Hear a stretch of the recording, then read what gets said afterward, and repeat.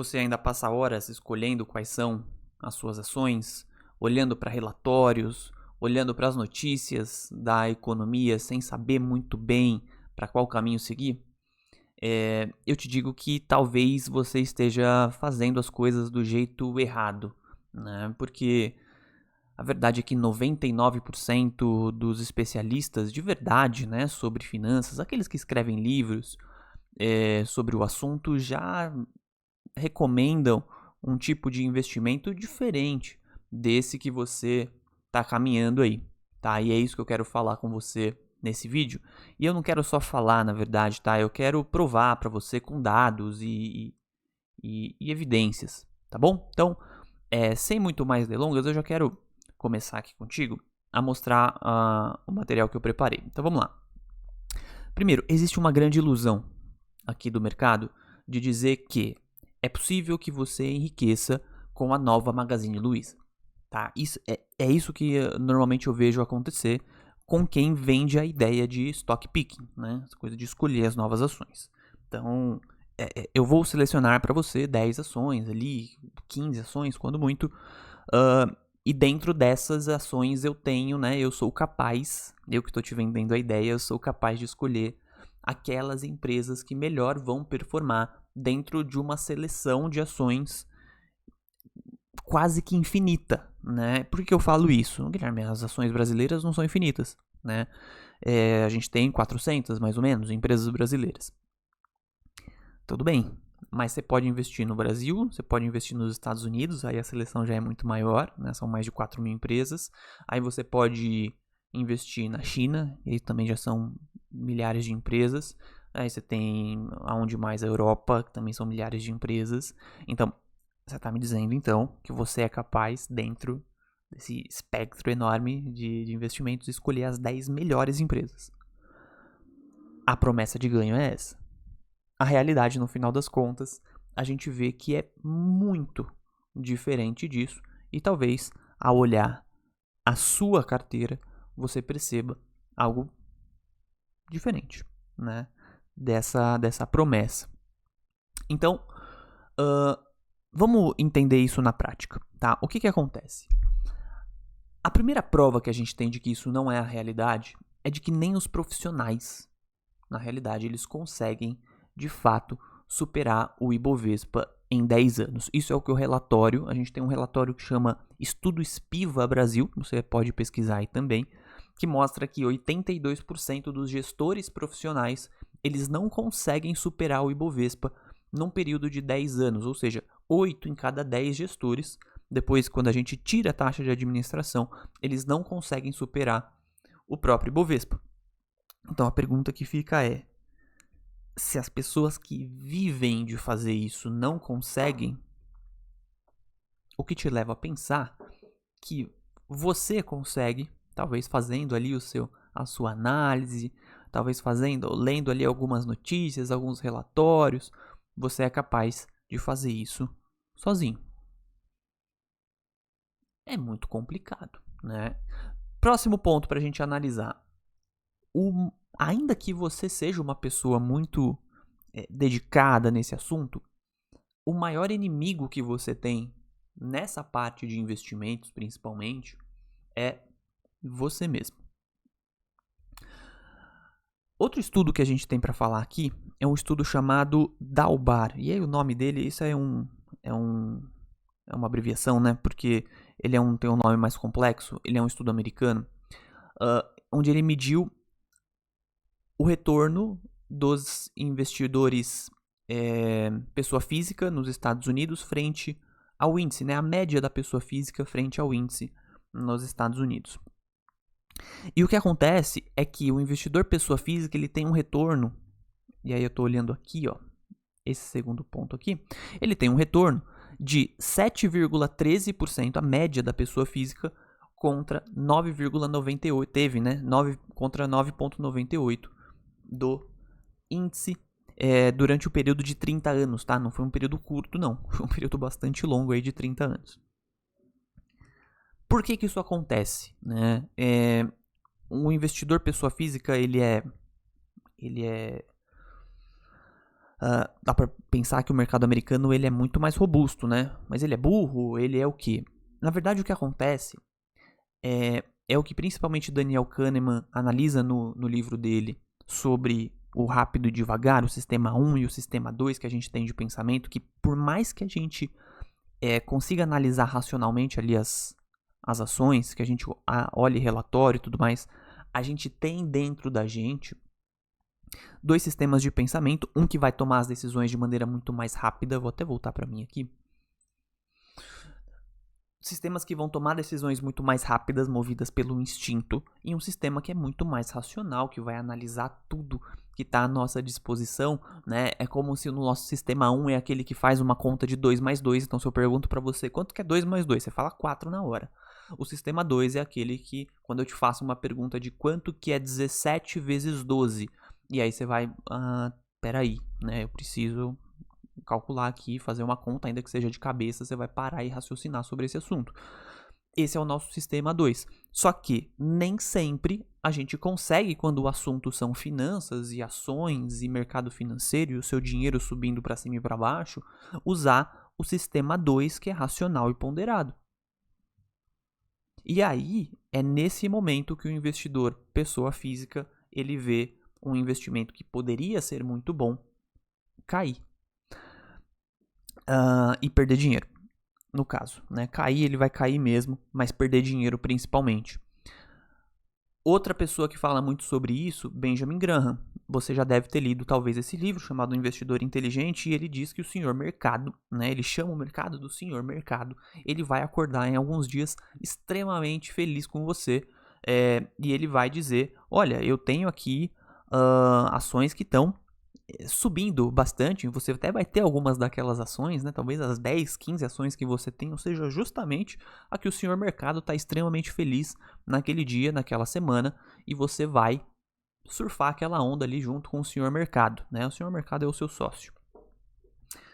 Só que vão ter semanas e vão ter dias que vai ser exatamente o oposto, né? O senhor mercado vai estar naquele dia e tudo aconteceu de errado com o senhor mercado.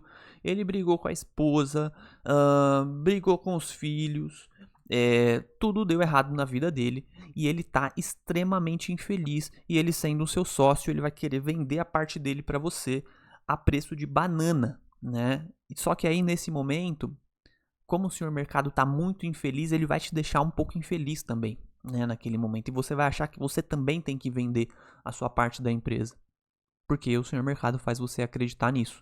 Então, o que a gente faz? A gente vende, né? A gente vende também, porque a gente acha que a coisa tá tudo muito ruim. É o nosso sistema 1 falando. Se a gente consegue botar o sistema 2 em jogo, a coisa pode até fazer sentido. Quantas pessoas conseguem fazer isso? Pouquíssimas. Voltando aqui para o nosso estudo, olha que interessante. Um estudo do Hendrik Bessenbinder, que chama Do Stocks Outperform Treasury Bills? Ele fala o seguinte: as ações, elas de fato performam a renda fixa americana, né? É isso que ele fez um estudo para analisar. E também fez um estudo de 1990 a 2020 e ele viu que apenas 4% de todas as empresas listadas no mercado americano são responsáveis por todo o ganho real que o mercado de ações gerou acima da renda fixa. Ou seja, de todas, 96% rendem igual ou menos do que a renda fixa, ou renderam, né? Igual ou menos do que a renda fixa. E só 4% de fato é o que gerou ganho superior à renda fixa. Agora, o investidor que investe em ações individuais, ele tem que ser capaz de identificar quais são as 4%. Qual que é a solução de um senhor chamado John Bogle, né? John Bogle é um fundador da Vanguard, né? Vanguard, uma empresa de ETFs. Ele disse o seguinte: não procure a agulha no palheiro, apenas compre o palheiro inteiro, se você pode fazer isso. Ou seja, basicamente para de tentar adivinhar, né, qual que é a empresa, investe no mercado de ETFs, né? O mercado de ETFs são aqueles investimentos que você faz onde você compra é basicamente todas as ações que estão disponíveis. Então, se eu estou comprando todas, naturalmente, eu estou comprando aquelas, usando como exemplo ali o estudo anterior, eu estou comprando as 4%, com certeza as 4% estão ali no meio, e eu sei que eu vou ganhar aquele rendimento do mercado, né? É isso que o Bogo colocou aqui dentro dessa análise, e aí tomando como base tudo que a gente já conversou anteriormente. E aí vem aquilo que eu comentei com vocês lá no começo, de que pessoas que já estudaram muito o mercado, já fizeram livros e tudo mais, o que elas pensam sobre esse assunto. E esse senhor aí, que eu acho que muitos de vocês já conhecem, chamado Warren Buffett, ele recomendou que 90% da herança da esposa dele seja investida em um fundo de índice S&P 500, ou seja, no ETF de S&P 500 de baixo custo, ou seja, aquele que é mestre em escolher as suas próprias ações, pediu para que as ações, para que a herança, né, da própria família seja investida num ETF de baixo custo de ações. Ele inclusive fez uma aposta, isso aqui é muito interessante, né? Ele fez uma aposta com gestores de hedge fund. Hedge funds são fundos multimercado, tá? Vamos colocar assim, dos Estados Unidos, para ver se o ETF de S&P 500 renderia mais do que os fundos de hedge, tá? Por um período de 10 anos lá nos Estados Unidos, que se eu não me engano foi algo entre 2007 e 2017, tá? E o ETF rendeu na média ali algo em torno de 7,1% e os fundos 2,2%. Ou seja, a simplicidade venceu de lavada. John Bogle também, ele fala sobre essa questão de investir em ETF, ele que foi o fundador praticamente dessa tese, que a grande questão é que existe um vilão que ele é silencioso nessa parte de investimentos. As taxas, né? As taxas quando você investe são algo que você tem que tentar evitar a todo custo, né? Ou pelo menos ser um ponto de atenção muito grande. Porque, por exemplo, se você investe 50 mil reais durante 30 anos a uma taxa de 8% ao ano e você tem um fundo ativo, que é a linha a coluna vermelha aqui. Então você tem uma taxa de 2% ao ano, você teria ganho 280 mil reais ao longo desse período. Se você tem um ETF que custa 0,2% ao ano, que é um ETF de baixíssimo custo, você teria ganho 465 mil reais. É uma diferença aí de 185 mil reais que ficariam em taxas em comparação com o ETF. Tá? Então, existe um vilão silencioso aí nessa parte de taxas quando a gente fala de investimentos, que você tem que ficar muito atento quando a gente fala de investimentos também, tá certo? E taxas a gente não está falando só de fundos, a gente está falando também de corretagem, tá? A gente está falando aí de emolumentos, tá? De todas essas coisas que envolvem investimentos.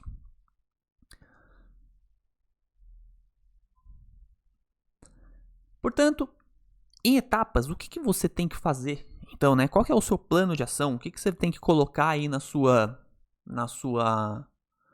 seu checklist para você começar a pensar a partir de agora? A primeira coisa que você tem que pensar é que você tem que focar em ETFs de baixo custo, tá? E principalmente aqueles que replicam os principais índices do mercado. Porque quando a gente começa a entrar nessa coisa de ETF, você vai ver ETF que replica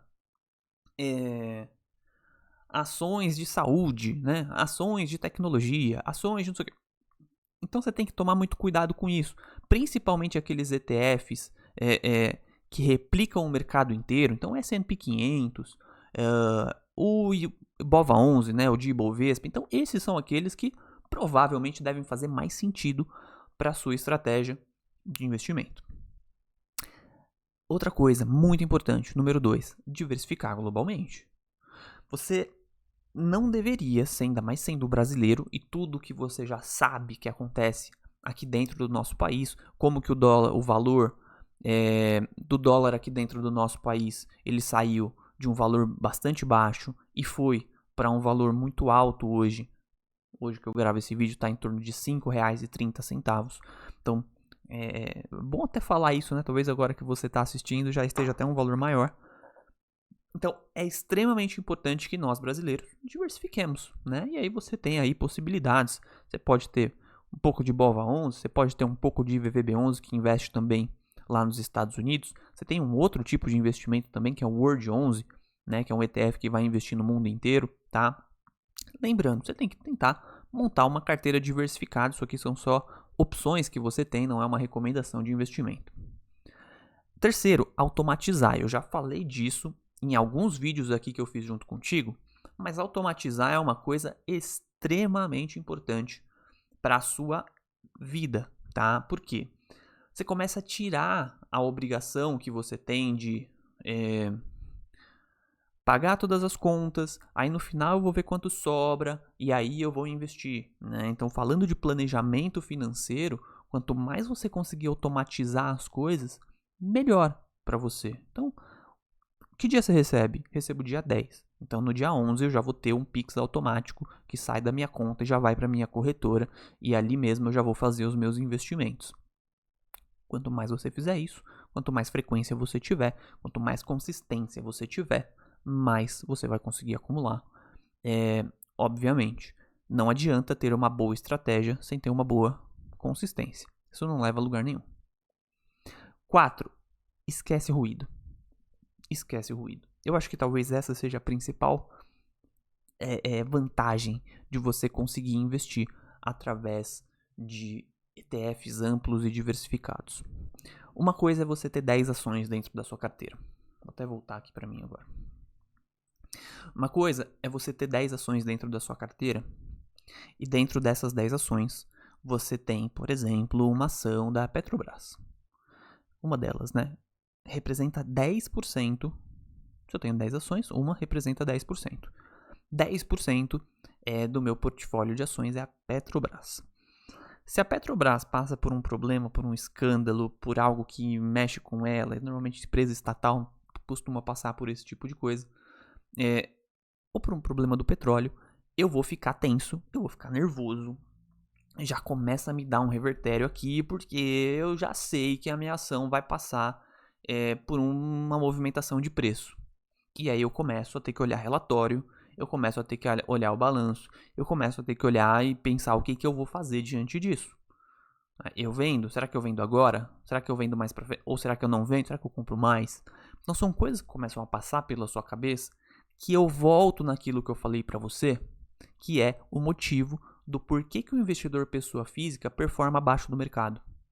Porque é aqui que ele erra. O sistema 1 entra em cena, eu não sei o que eu faço, minha emoção fica à flor da pele, eu vendo o que eu não deveria vender, vendo na baixa, perco dinheiro.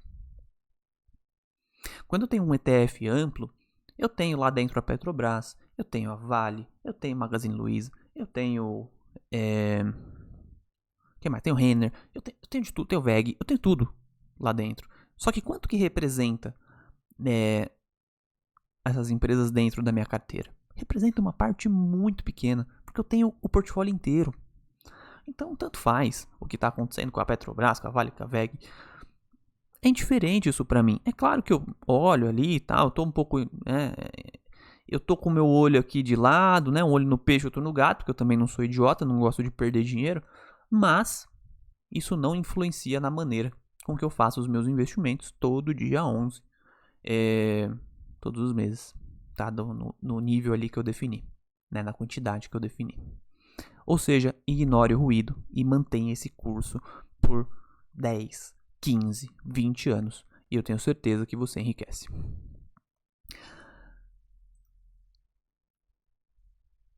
E aí, meu amigo, você começa finalmente a parar de jogar e começa a de fato investir. Então esse sucesso, né, que eu estou comentando com você, ele não vem de previsão, né? Ele vem de disciplina, ele vem de controle de custos, e ele vem de confiança no mercado. Warren Buffett disse, para a gente finalizar, que o mercado de ações é um dispositivo para transferir dinheiro dos impacientes para os pacientes. E, é verdade, né? Concordo com ele. Então, meu amigo, se esse vídeo fez sentido para você, eu peço que você se inscreva no canal, que você deixe um comentário aí também, pra gente seguir fazendo aqui as nossas as nossas interações, eu faça mais vídeos como esse para você. E um abraço. Até a próxima.